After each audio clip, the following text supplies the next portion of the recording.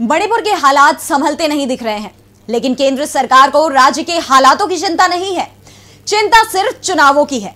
मणिपुर के हालात पर कांग्रेस अध्यक्ष मल्लिकार्जुन खड़गे ने गृह मंत्री अमित शाह को पत्र लिखा है।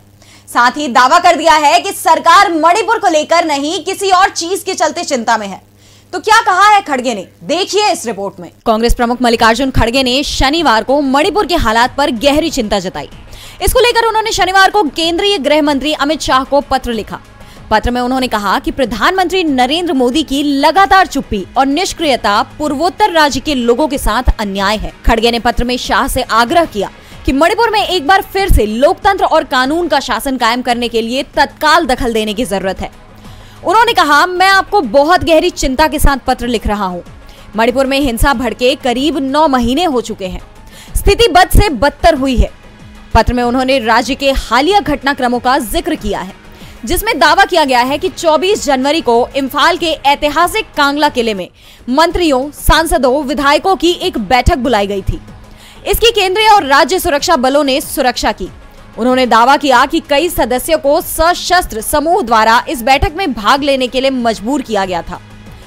इतना ही नहीं, मणिपुर प्रदेश कांग्रेस कमेटी के प्रमुख और वांगखेम से विधायक केशम मेघचंद्र को इस बैठक के दौरान बुरी तरह से पीटा गया और प्रताड़ित किया गया। उन्होंने कहा, यह घटना केंद्रीय और राज्य सुरक्षा बलों और खुफिया कर्मियों की भारी मौजूदगी के बावजूद हुई। खड़गे ने कहा, लोकतांत्रिक प्रक्रियाओं को नुकसान पहुंचाने के लिए आज तक मणिपुर के मुख्यमंत्री एन बीरेन सिंह के खिलाफ गृह मंत्रालय की ओर से कोई कार्रवाई नहीं की गई है। उन्होंने आगे कहा, यह शर्मनाक है कि मणिपुर के मामले में प्रधानमंत्री की चुप्पी रणनीति का हिस्सा लगती है। तो वहीं आज कांग्रेस के राष्ट्रीय अध्यक्ष मल्लिकार्जुन खड़गे 28 जनवरी को उत्तराखंड के देहरादून पहुंचे हैं। यहां से उन्होंने कांग्रेस के लिए लोकसभा चुनाव कैंपेन की शुरुआत की है। सम्मेलन में खड़गे ने केंद्र सरकार की नीतियों पर सवाल उठाए। खड़गे ने कहा कि देश के लिए कांग्रेस के लोगों ने जेल की सजा काटी और अपनी जान भी दी। बीजेपी के लोगों ने ऐसा नहीं किया। उन्होंने कहा कि मोदी के सपने में नेहरू जी, इंदिरा गांधी, राजीव गांधी, सोनिया गांधी आते हैं। राहुल गांधी तो मोदी को सोने नहीं दे रहे हैं। देश के लिए इंदिरा गांधी ने जान दी, राजीव गांधी ने जान दी। नेहरू जी, महात्मा गांधी देश की आजादी के लिए कई साल जेल में रहे।